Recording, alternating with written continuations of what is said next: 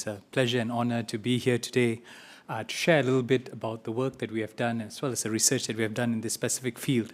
I'm looking at first mover advantage in exploring existential questions to prevent PV among the young people. I asked my wife what she thought about the topic, and she is very, very good. I said, "You like it?" She said, "No, I don't understand it, so it must be good." So I'm going with that kind of encouragement and support from family. I want us to consider three main points, actually. Education gives us knowledge, and that's really important. We learn physics, we learn maths, chemistry, language, but we don't necessarily address our existential questions in life. So I work a lot with young people, and in that sphere, whenever I ask them what really bothers you, what's important to you, most of the questions, most of the issues they bring up focus on existential questions. And I would like to suggest that this gap of not addressing existential questions is skillfully exploited by violent extremists.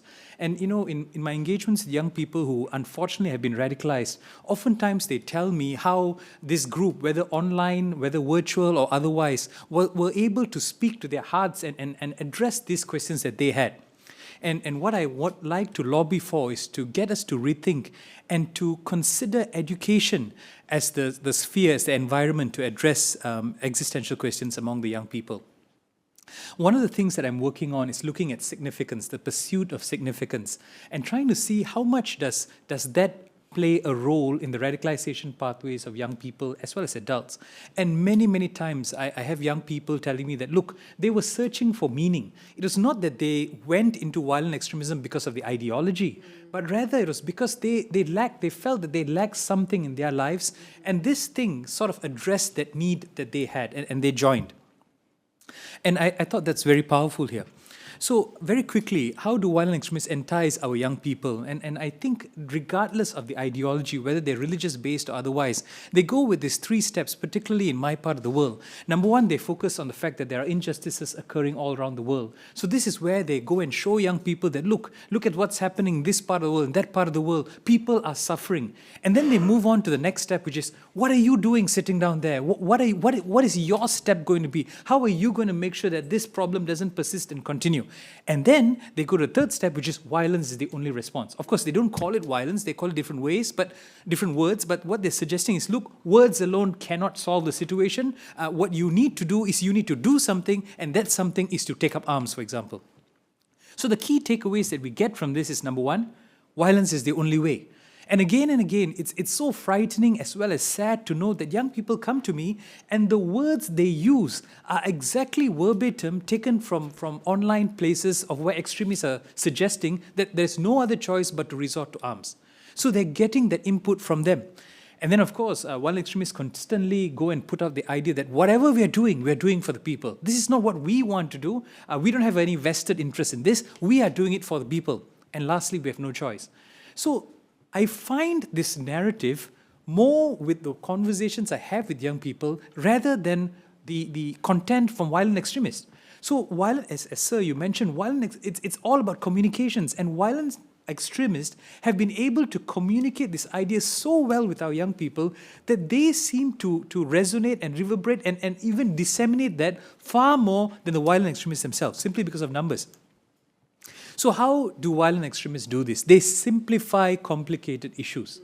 When we talk about ideology, we have definitions and pages which describe what ideology is. For them, it's really simple. And things which are simple attract young people. I mean, we live in the generation where attention span is getting shorter and shorter and shorter. So if I go for a lecture where I give 5 or 15 slides describing ideology, and you have one sentence which can appeal to the young people, guess what? They'll choose it. And so violent extremists dumb it down. Everything is black or white. And this again appeals to young people. And I got this from a violent extremist once. He told me this. Thomas, you know how we are so effective? We get to the heart by bypassing the mind. And I thought that was a very profound statement because it went to show that in his opinion, critical thinking was not there with young people. And because critical thinking was not there with young people, if you can toy with the emotions, if you can pull the heartstrings of the heart, you've got them. And I realized that, the arguments that I went on, our counter-narratives were more logical-based, rational-based, and that's why we were failing, perhaps. So how do they introduce ideology? I mentioned, if you look at the academic definition of ideology, it's a lengthy definition. But, these guys, they do it in 3 simple questions. Number 1, violent extremists, they start off with, what is the problem?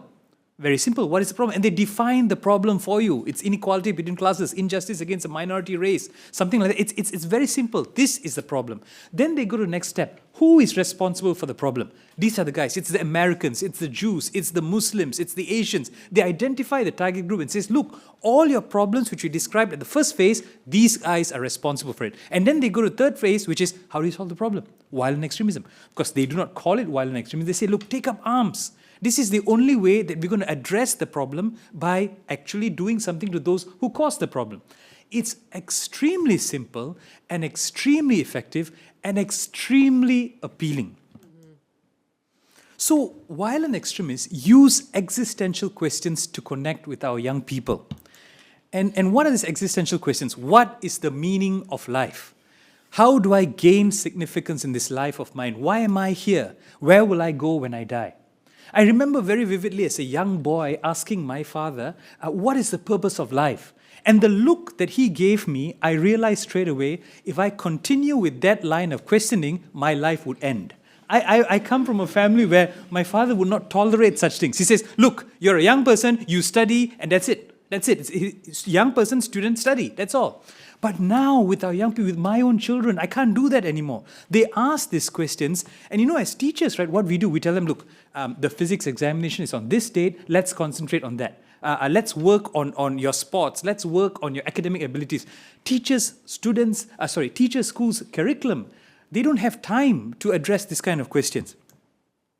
So what I would like us to consider is, can we look at education to address, or at least play a part in addressing these existential questions?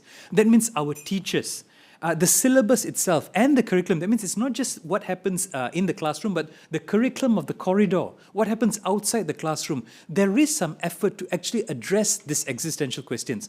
And can we look at schools, the Ministry of Education, to provide pathways in exploring these existential questions? Because literally what is happening now is many of these young people have these questions and they do not have an avenue to express them, and they do not have a place where they can get answers on these questions. So what do?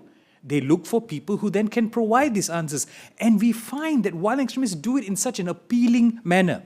So, remember the quotation I told you about a violent extremist who said that we can get to the heart by bypassing the mind. Essentially, he was saying that critical thinking is not there.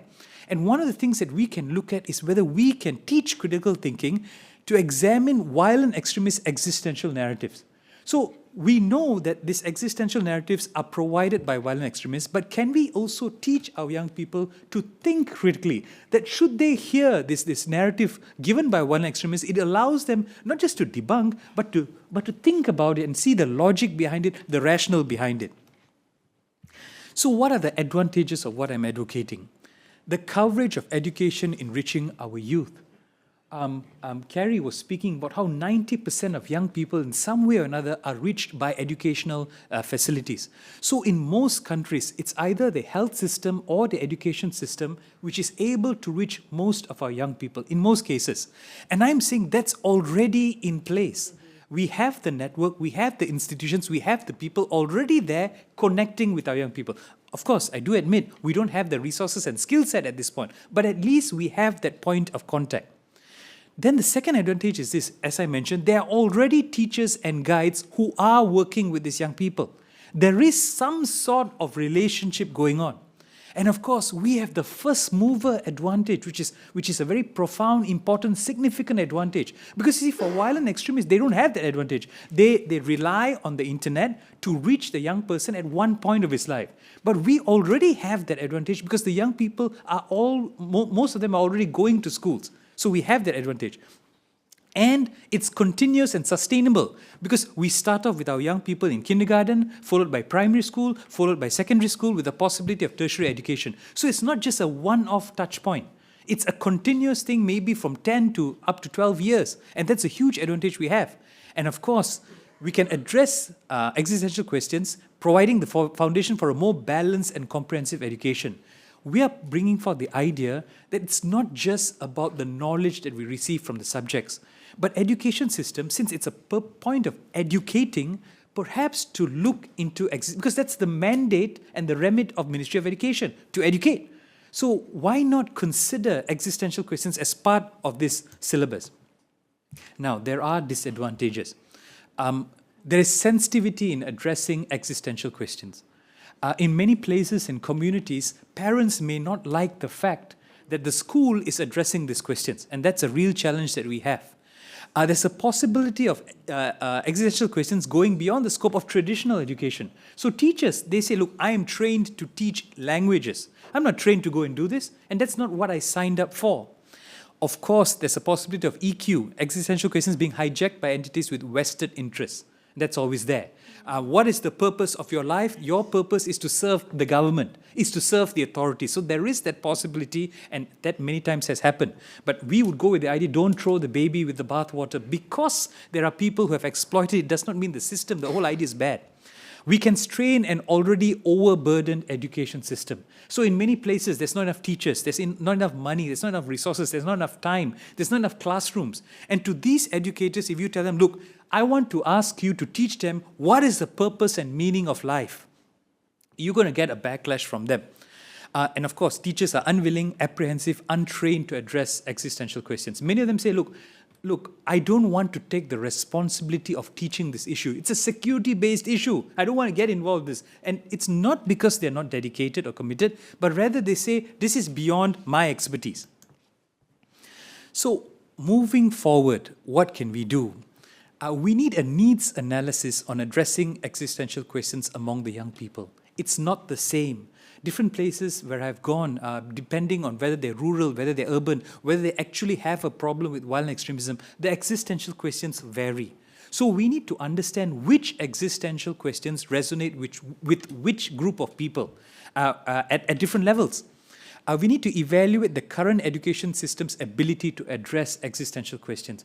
One of the dangers that we do is we come up with a module and we push it to the teachers or the education system. That's highly dangerous. Firstly, we need to do a needs analysis with the teachers. Look, what are your constraints should we want to address existential questions? If we don't do that, there's not going to be buy-in. Third, we need to develop the resources, skill sets, and environment for the education system to address existential questions. Because at present, it's not geared for that. There are people who are teaching young people, they don't have the skill sets, they feel awkward doing that. They say that there's not enough, that there isn't that safe space to enable them to do that. Number 4, we need to find advocates to champion the need to address existential questions. So there are teachers who have already done this. And their rationale is that, look, my students are already asking these questions to me. And as a teacher, I want to help them address. We need to get these advocates. So if it's going to be coming from a researcher like myself or a policymaker pushing it down the throats of educators, it's not going to work. We need to find their peers who have tried it, who find it something that they can do to champion this cause. And lastly, we have to integrate monitoring and evaluation into efforts to address existential questions. Is it working? Does it even connect with the young people? And oftentimes, right, M&E, monitoring and evaluation, is an afterthought. And because it's an afterthought, we do not actually know whether our intervention programs are actually bearing any fruit. And even worse, the possibility of it doing more harm. That's always there. So I'm okay with time, but my last slide. Slightly over time. Okay, my last slide. We need to understand the hearts and minds of our young people. The term hearts and minds was actually made in Malaysia. And I find that many times violent extremists are so much better in understanding it. And lastly, the possibility of reimagining education to subsequently win their hearts and minds. Thank you very much for your attention. Thank you.